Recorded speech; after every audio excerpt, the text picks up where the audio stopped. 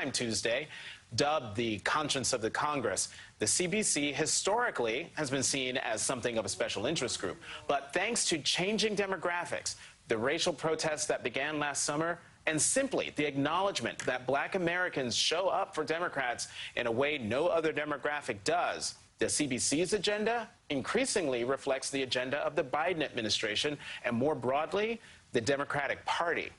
So what did they discuss? Joining me now is the chair of the Congressional Black Caucus, Dr. Joyce Beatty, Democrat from Ohio. Chairman Beatty, thank you very much for coming back to the Sunday show. Well, first of all, Jonathan, thank you for having me back on your show and for covering what's happening in the Congressional Black Caucus. So you covered a lot in your meeting with the president. So let's go one by one. The George Floyd Justice and in Policing Act. What did the president have to say about that? Well, we were very pleased to have a unique opportunity to share with him our 100 days, and certainly that included our passing out of committee and on the House floor, the George Floyd Justice and Policing Act. We got a very positive response. We also asked him, what could he do to support us when you think about all of the things included in that? It brings us back to the no-knock warrants of Breonna Taylor. It brings us back to banding the chokeholds of George Floyd and so many other things, outlining racial profiling. We just saw that in Virginia with an Army lieutenant. We just saw that with Dante. We saw it with Toledo. I mean, so much that we didn't know about that happened after that.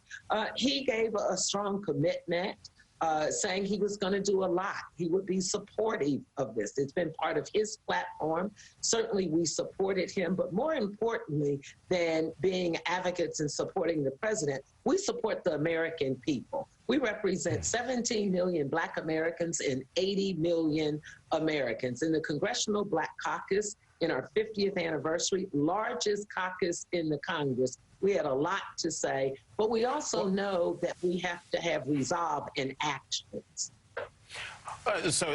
Another thing that I'm sure was on the agenda was H.R. 1. But now that it's over at the Senate, it's S.R. 1, and that is the For the People Act. Where do things stand with the For the People Act? We are very comfortable, and we are still obviously in negotiations. We are very pleased to be able to have a good relationship with Senator Schumer, who has been very supportive. We know that the House is different than the Senate, and our numbers are different, so we're going to work through it. I think we're making great progress because not only do we have H.R. 1 and their Senate Bill 1, we also have the John Lewis Voting Rights Act. So when you see many of the things that are in H.R. 1 will also be a good marriage or partnership with H.R. 4, which we're in the process of holding statewide hearings. So I think we will be able to pass and have the president sign a Voting Rights Act piece of legislation.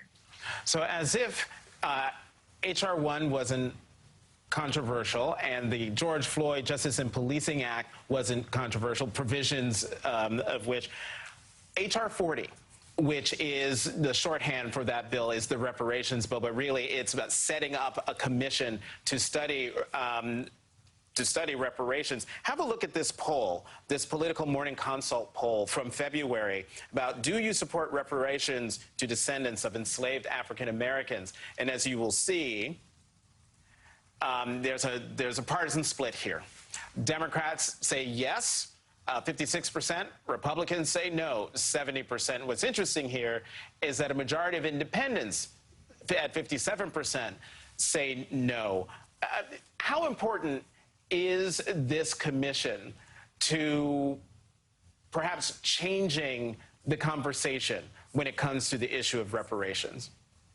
Jonathan, I think the statistics you put up helps me with my response to that. I think the commission is very important because I think when you ask the question about reparations undefined, people are all over the place. People don't know how to answer that. So traditionally you go to no. So I think the value of having the commission meets the left and the right, and it gets us to where we need to be to start with it. I'm very excited. We've worked on this for decades, as you know, under John Conyers when he was here, and so honored that our Congressional Black Caucus member, Congresswoman Sheila Jackson Lee, has taken the lead on that for several Congresses. And so this is a big win-win for us and for Black America, Black communities, and for America. Chair Beatty, before I let you go, I would love to get your thoughts on the trial of Derek Chauvin and how you're feeling going into next week, where the jury gets the case and we could have a verdict. Well, obviously, we will be watching closely. The Congressional Black Caucus will be speaking to America on Tuesday evening as it relates to gun violence, as it relates to what's happening in this trial, because we want our communities to be safe. We are hoping for a verdict because, after all, much of what we heard in the last week was about all of the excuses. But here's the good thing. When we listen to so many officers, so many experts saying that it was the 9 minutes and 29 seconds that killed him. So when you watch it, listen to it, we are very hopeful that there will be a verdict, and a verdict that will be supportive of what we want. We know that Derek Chauvin murdered George Floyd, and we don't want anything less than that to come out. Congresswoman Joyce Beatty, chair of the Congressional Black Caucus, thank you very much for coming back to the Sunday Show. Thank you for having me.